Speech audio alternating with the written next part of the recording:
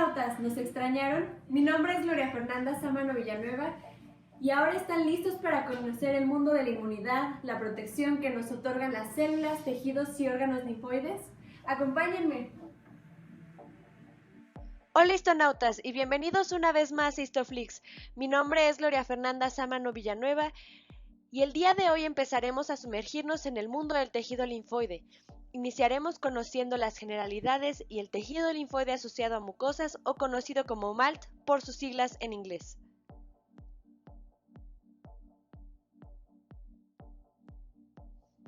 ¿Qué veremos el día de hoy? Analizaremos las características generales del tejido linfoide mediante la identificación de sus componentes como lo son células, tejidos y órganos. Analizaremos también su estructura y función. Entenderemos la clasificación según la maduración o activación de linfocitos en órganos linfoides primarios y secundarios y clasificaremos a los órganos linfoides según su cobertura, en tejido linfoide asociado a mucosas y en órganos linfoides capsulados. Por último, hablaremos un poco del MALT y amígdalas, entendiendo sus características histológicas y funcionales. Hay que considerar que una de las funciones principales del tejido linfoide es la protección ante agentes externos, además de los agentes internos, para así garantizar que el organismo realice sus funciones de forma adecuada. Para lograr esta protección se requieren de células, que a su vez se organizan y forman tejido linfoide. El conjunto del tejido linfoide logra formar los órganos linfoides. Y ahora, el sistema linfoide se compone entonces por células, las cuales son linfocitos,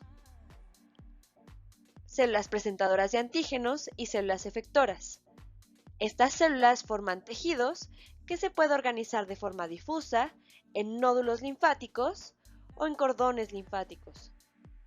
Por último, este tejido se organiza en órganos, ya sea primarios, es decir, órganos linfoides en los cuales los linfocitos maduran, como en médula ósea y en timo, médula ósea linfocitos B, por su nombre en inglés de la médula ósea bone marrow, y timo, la maduración de los linfocitos T. Los órganos linfoides secundarios es el lugar donde estos linfocitos se activan, ya sea en ganglios linfáticos, vaso y el tejido linfoide asociado a mucosas. Iniciaremos el estudio de las células. Iniciaremos el estudio de las células del sistema inmune con los linfocitos, los cuales, como vimos en el capítulo de sangre, son células morfológicamente pequeñas, con un núcleo central, un citoplasma basófilo y una imagen negativa del aparato de Golgi. Sin embargo, estas células son indistinguibles morfológicamente unas de otras. Para evidenciarlo, utilizamos marcadores de superficie denominados cúmulos de diferenciación, o CDs por sus siglas en inglés, los cuales nos permiten evidenciar los subtipos de linfocitos. Los que montan una respuesta inmune humoral, es decir, mediada por anticuerpos, son los linfocitos B, cuyos marcadores son CD19 y CD20. Los linfocitos encargados de montar la respuesta inmune celular son los linfocitos T, y de estos tenemos una gran variedad. Esencialmente tenemos los linfocitos T cooperadores, cuyo marcador de superficie es CD4, y linfocitos T citotóxicos, cuyo marcador de superficie es CD8. En general, una forma de evidenciar los linfocitos T es mediante el marcador CD3. Finalmente tenemos un tipo de linfocitos un poco rebeldes, son los linfocitos T reguladores, los cuales se pueden evidenciar mediante CD3, CD4 y CD25. Otro tipo de linfocitos T que participan en la respuesta inmune innata son los linfocitos natural killer o asesinos naturales, los cuales intervienen en respuestas contra células infectadas por virus y células cancerígenas. Expresan CD16 Y por último, unos linfocitos muy extraños, que son los linfocitos T gamma delta. Ellos tienen un receptor diferente de linfocitos T, con cadenas gamma y delta. Son muy importantes para la respuesta inmune en las mucosas e incluso pueden llegar a estar intraepiteliales. Y ahora hablaremos de las células presentadoras de antígenos, las cuales tienen la capacidad 1. Capturar antígenos. 2. Procesar este antígeno y mostrarlo al linfocito T. Y 3. Estimular la proliferación y diferenciación celular. Estas células están encargadas de ligar la respuesta inmune innata, recordando que respuesta inmune innata es la que tenemos sin habernos expuesto a algún antígeno, es inespecífica y rápida. Y liga con la respuesta inmune adaptativa, la cual es lenta pero muy específica. Cabe aclarar que todas las células nucleadas expresan un marcador de superficie, el complejo principal de histocompatibilidad tipo 1. Sin embargo, las células presentadoras de antígenos profesionales expresan además el complejo principal de histocompatibilidad de clase 2. Este les permite mostrar una porción del antígeno, sobre todo a los linfocitos T CD4, mientras que lo que se exprese en el complejo principal de histocompatibilidad tipo 1 es reconocido por los linfocitos T citotóxicos. Este procesamiento se puede llevar a cabo en endosomas, lisosomas e incluso en proteasomas. Y las mejores células presentadoras de antígeno son los linfocitos B, los macrófagos, pero sobre todo las células dendríticas. Si bien los linfocitos son los directores de la orquesta de la respuesta inmune, y las células dendríticas digamos que son las más comunicativas, la respuesta inmune no puede ser llevada a cabo solo con estas células, por lo cual se requiere la presencia de unas células muy trabajadoras, las células efectoras, las que están listas para ir a la batalla. Dentro de estas tenemos linfocitos T activados, macrófagos, neutrófilos, eosinófilos, basófilos y células cebadas o mastocitos. Para más información sobre estas células, consulta la cápsula de tejido conjuntivo o sangre. Ya que conocemos a las células listas para la batalla, ahora hablaremos de los tejidos. El tejido linfoide es un tipo de tejido conjuntivo laxo constituido por un estroma reticular y linfocitos, con una matriz extracelular rica en colágeno tipo 3 o fibras reticulares y formada por células reticulares y células linfáticas, que mencionamos anteriormente. El tejido linfoide tiene diferente distribución, un patrón difuso, como en el MALT o en el timo, otro cordonal, como en médula de los ganglios linfáticos, la vaina linfática perioarteriolar del vaso, y un patrón folicular o nodular en la corteza de los ganglios linfáticos, en la pulpa blanca del vaso y en las amígdalas, o en placas de Peyer. Para esto no hay que olvidar la I de la inmunología, en la cual los linfocitos B se acomodan en bolitas o folículos y los linfocitos T se acomodan en cordones. Existen diferencias entre folículos linfoides primarios y secundarios. Esto depende si en este lugar los linfocitos B se han expuesto o no a algún antígeno. Los folículos linfoides primarios son reflejo de que estos linfocitos aún no han sido expuestos a ningún antígeno, es decir, son linfocitos B vírgenes, y tienen la característica morfológica de ser linfocitos pequeños dentro de una malla de fibras reticulares. En cambio, los folículos secundarios son diferentes morfológicamente y es evidencia de que los linfocitos B ya han sido expuestos a algún antígeno. y estos tienen diferentes porciones. Un centro germinal que es morfológicamente más claro, en el cual hay células reticulares fibroblásticas, centroblastos, células dendríticas foliculares, la cual no son células presentadoras de antígenos, sino más bien favorecen a la maduración de los linfocitos B.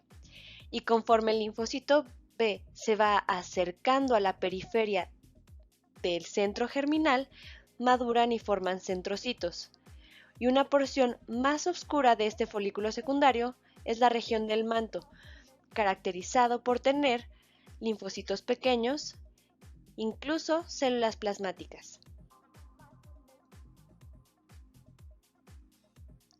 Entonces, los folículos primarios contienen linfocitos pequeños, mientras que los folículos secundarios tienen diferentes regiones. La región más externa es la zona del manto o la corona, que es más oscura y contiene los linfocitos B maduros, y el centro germinal es más pálido, hay activación y proliferación de linfocitos, linfocitos inmaduros, macrófagos y células dendríticas foliculares.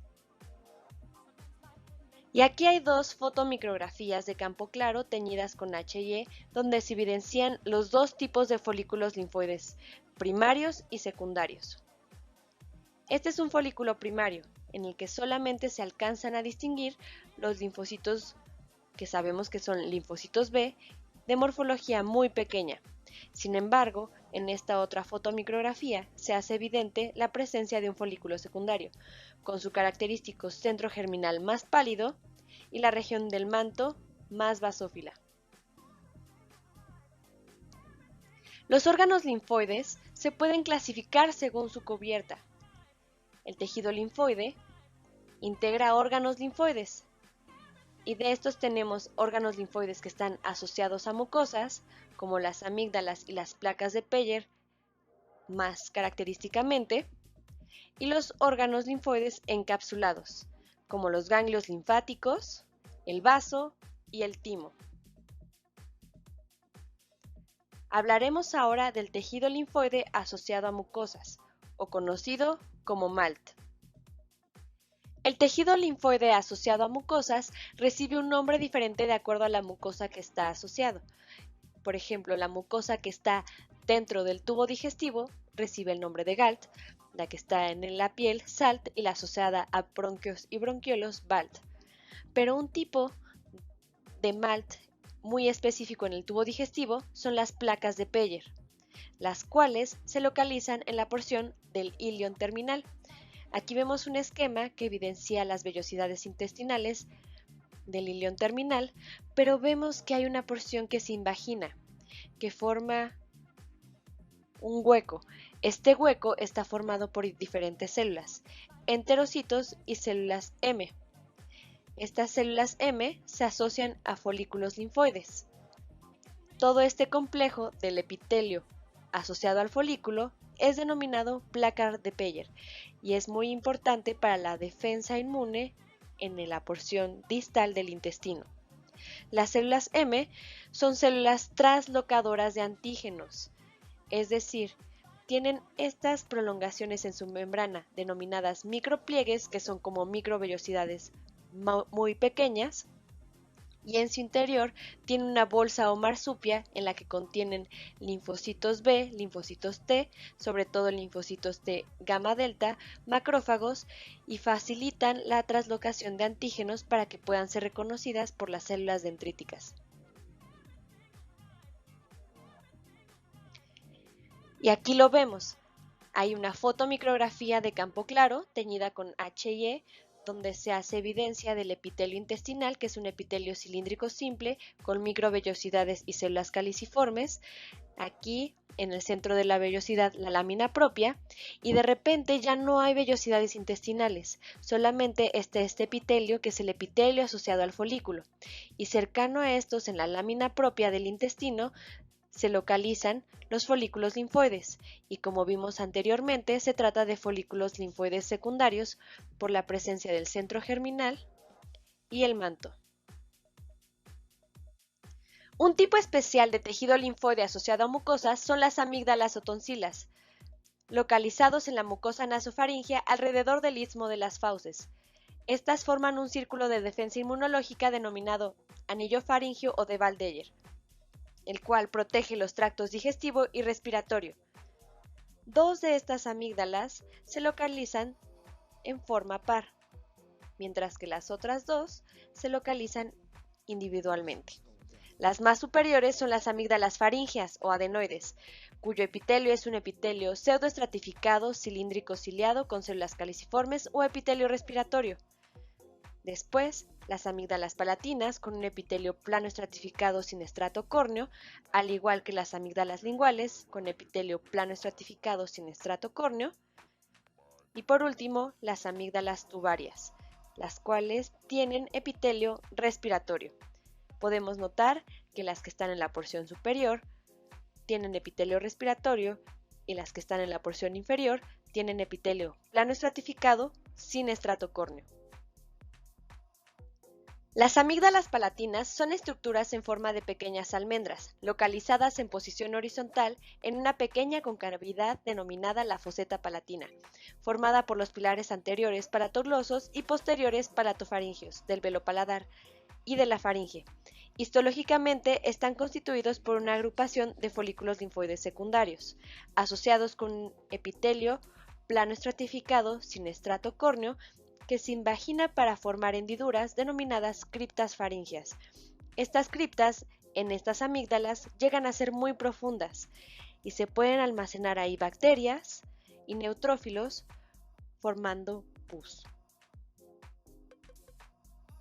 Y aquí lo vemos, es una fotomicrografía de campo claro teñida con HIE, donde se evidencia una amígdala palatina, con su característico epitelio plano estratificado sin estrato córneo que se invagina formando las criptas,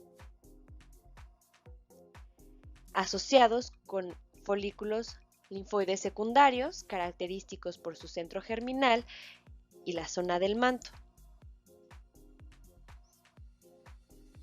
Y aquí vemos con detalle el epitelio de las amígdalas palatinas, plano estratificado sin estrato córneo, los folículos linfoides secundarios y las criptas amigdalinas.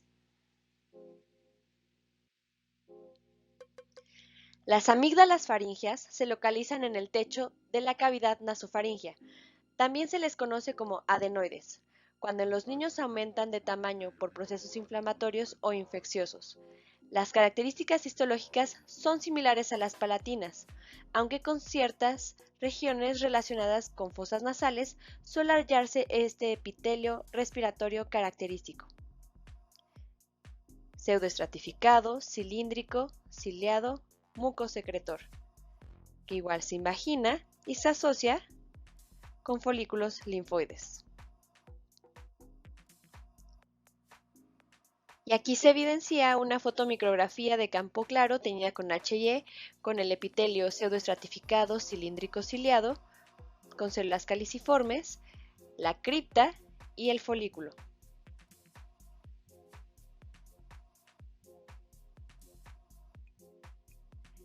Y ahora los histotips. 1. El sistema inmunológico está compuesto por células, tejidos y órganos. 2. De las células del sistema inmunológico destacan linfocitos, células presentadoras de antígeno y células efectoras. 3. El tejido linfoide tiene 3 patrones: difuso, como la que encontramos en timo, cordonal, como en la vaina linfática periarteriolar del vaso, y folicular, como la que está presente en ganglios, pulpa blanca del vaso, amígdalas y placas de Peyer. 4. La diferencia entre un folículo primario y secundario es la presencia de un centro germinal en los folículos secundarios. 5. Las placas de Peyer están formadas por folículos linfoides y el epitelio asociado al folículo, enterocitos y células M. Y 6.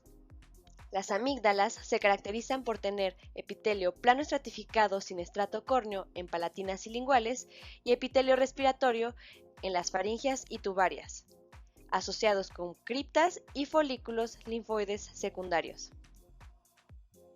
Listo, histonautas, esto fue todo por el día de hoy. Gracias por su atención. No se olviden de consultar nuestras redes sociales, Facebook, Instagram y YouTube. Y si quieren conocer los resultados de aprendizaje, no olviden revisar la página del departamento. Nos vemos en el próximo episodio. Timo.